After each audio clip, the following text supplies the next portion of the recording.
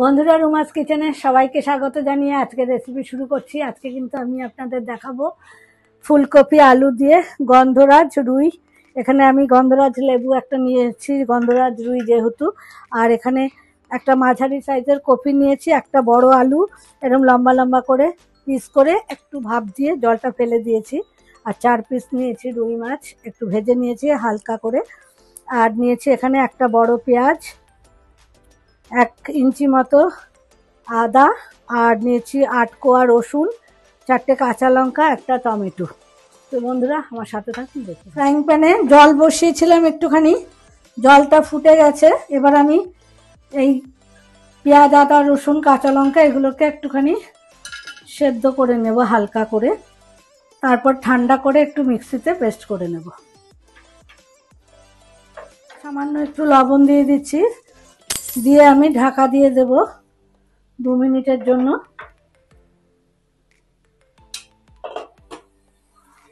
আমার সেদ্ধটা হয়ে গেছে, আমি এখন সাইডে রেখে এটা ঠান্ডা করে নিচ্ছি। কড়াইতে একটু সর্ষের তেল দিয়ে দিচ্ছি, একটু লবণ,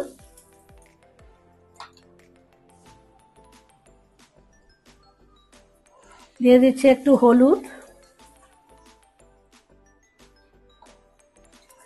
এবার আমি আলুগুলো ছেড়ে দিচ্ছি, আলুগুলোকে একটু লাল লাল ভেজে তুলে নেব, তারপর আমি কপিটাকে ভেজে নেব। কিন্তু আমার ভাজা হয়ে গেছে, আলুটা সাইড করে কপিগুলো দিয়ে নিচ্ছি, তারপরে আলুগুলোকে তুলে নেব।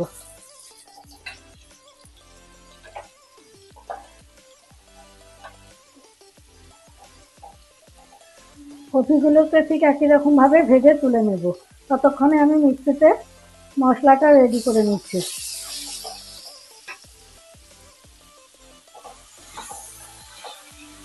কপিটাও ভাজা হয়ে গেছে, এখন আমি তুলে নিচ্ছি। আর একটু সর্ষের তেল দিয়ে দিচ্ছি, 2টো গোটা শুকনো লঙ্কা, একটু সাদা জিরে। ফোড়নটার একটা সুন্দর গন্ধ বেরিয়ে গেছে, এখন আমি পেস্ট করা মশলাটাকে অ্যাড করে দিচ্ছি।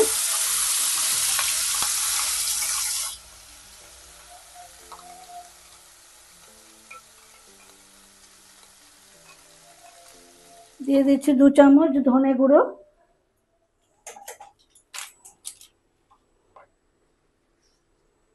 দিয়ে দিচ্ছি স্বাদ মতো লবণ, দিয়ে দিচ্ছি হলুদ, 1 চামচ কাশ্মীরি লাল লঙ্কার গুঁড়ো। এবার সব মশলাগুলোকে ভালো করে মিশিয়ে নেব। মিষ্টি,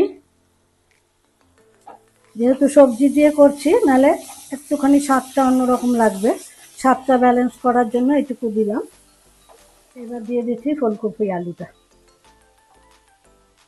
এবার এই মশলার সাথে ফুলকপি আলুটাকে ভালো করে কষিয়ে নেব। আর মশলাটা তো সেদ্ধ করা কষানোই আছে, এটার মধ্যে যে কাঁচা গন্ধ বেরোবার কোনো প্রশ্নই ওঠে না। আমার সবজিগুলো কষানো হয়ে গেছে, দেখুন তেল ছাড়তে শুরু করে দিয়েছে। এবার মিক্সিং বোলটা ধুয়ে এটা ফুটানো জল আমি দিয়ে দিচ্ছি। রুই মাছগুলো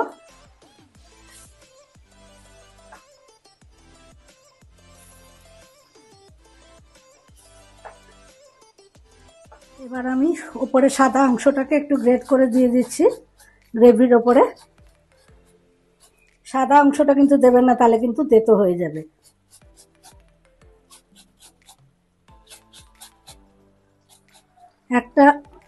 এক পিস আর কি দিয়ে দিচ্ছি, ঠিক সবুজ দিকটা গ্রেভির ওপরে দিয়ে দিচ্ছি। আর দিয়ে দিচ্ছি 3টে পাতা গন্ধরাজ লেবুর। এখন আমি ঢেকে দিচ্ছি। বন্ধুরা, ফুলকপি আলু দিয়ে কিন্তু রুই মাছ, গন্ধরাজ রুই মাছ কিন্তু একেবারে রেডি। এইটুকু গ্রেভি আমি রাখবো, আমি ওভেনটা অফ করে দিচ্ছি। বন্ধুরা, ফুলকপি আলু দিয়ে গন্ধরাজ রুই কিন্তু আমার একেবারে রেডি। আর এটা গরম গরম ভাতের সঙ্গে দারুণ লাগবে খেতে, বলার অপেক্ষা রাখে না। এরকম আপনারাও বাড়িতে একদিন ট্রাই করুন। গন্ধরাজ দিয়ে করেছেন কিনা আমি জানি না, তো ট্রাই করুন। গন্ধরাজের যে গন্ধটা অপূর্ব লাগবে খেতে। তো বাড়িতে ট্রাই করে আমাকে কমেন্টে জানাতেও ভুলবেন না। ভালো লাগলে কিন্তু লাইক শেয়ার পেজটা ফলো করতেও ভুলবেন না। সবাই ভালো থাকবেন, সুস্থ থাকবেন। ইউটিউব চ্যানেলে বন্ধুদেরই একই অনুরোধ রইল, পেজটা সাবস্ক্রাইব করে আমার সাথে থাকবেন। সবাই ভালো থাকবেন, সুস্থ থাকবেন।